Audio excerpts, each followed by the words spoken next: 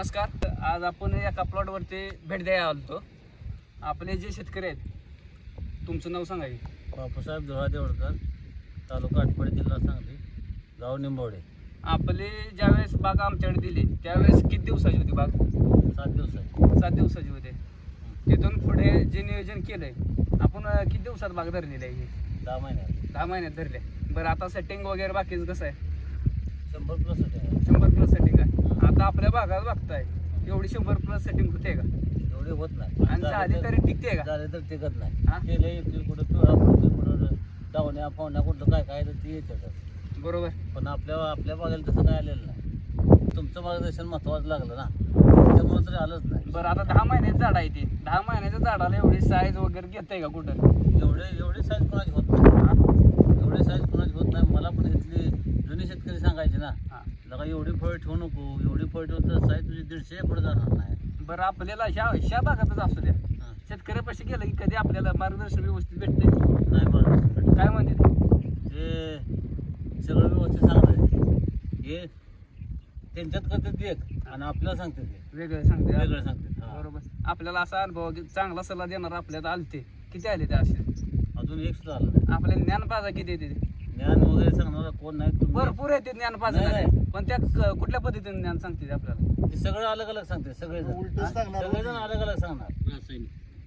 रासायनिक सांगतात ना, सर्वजण अलग अलग सांगतात.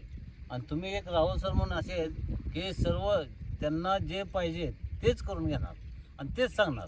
ते पोटात एक, वटात एक, तोंडावर एक तसलं काय करत नाहीत. ते सांगणार एकदम क्लिअर मध्ये सांगणार. जेवढा आपण आपला शेतकरी जेणेकरून सक्सेस झाला पाहिजे. हा कसा वर निघल हां आणि कमी खर्चात कसा वर निघल हे त्यांच्या डोक्यात असतं. आणि आता आपण आता सुरुवातीला आपल्याला सुरुवातीला काय माणसं म्हणत होती, तुमची बाग बाग येणार सेटिंग होणार नाही. सेटिंग होणार नाही. 10 महिन्यात सेटिंग होते का? सेटिंग होत नाही म्हणले. आता सेटिंग झालं. सेटिंग नंतर सेटिंग आपण केली भरपूर. हा, सेटिंग setting. झाल्यानंतर काय म्हणले? साईज घेणार नाही. आता ही साईज असताना कमी आहे का? नाही साईज भरपूर आहे. 500-600 साईज आहे. 600 पात्र आहे साईज. साईज भरपूर झाल्या आणि त्यांच्या सगळ्या चिट्ट्या बिट्ट्या घुरी केलेल्या. हा, ती तोंडात बोट घालून उभं राहते आता. राहते ते का? हा मग आपल्याला काय आता इथनं पुढे हेच करायचं? हा, हीच करून दाखव. जास्तीत जास्त कसं प्लॉट ऑटोमॅटिक वाढते तो प्लॉट. त्यामुळे काय विषय नाही. आणि तुमचं मार्गदर्शन एक नंबर झालं मला. आणि तुम्ही जी सांगाल तीच पूर्व दिशा म्हटलं मी. त्याच्यामुळे सगळं सक्सेस झालं. नाही तर येते नुसतं किडीवरती हा. आणि रोगावरती काम करणारे भरपूर आहेत आज. भरपूर आहे. ऑलरेडी जी मातीव काम करायला पाहिजे तर आज ठीक आहे. कोणतरी येतंय मातीव काम करायला? नाही मातीव काम कोणीही करत नाही. रासायनिकचं टाकायचं, सगळं जीवान जंतू मारून टाकायचं. आणि आपलं कसं आहे, तुम्ही सांगताय कसं की बाबा ह्याच्यातनं ती सगळं आपल्याला जी पाहिजे मित्रकडे वगैरे सगळे जन्माला येते. ती आपलं खत टाकल्यानंतर आपल्यामुळं ती जन्माला येते. ती त्याच्यामुळे तुम्ही तीच वापरा आणि तुम्ही जास्त फोकस त्याच्यावर करता.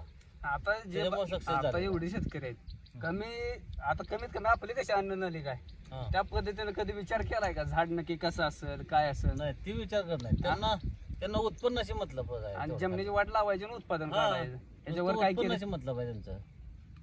बाकीचं काय त्यांना नॉलेज बी नाही आणि ते काही कळत बी नाही. ओके, धन्यवाद. धन्यवाद.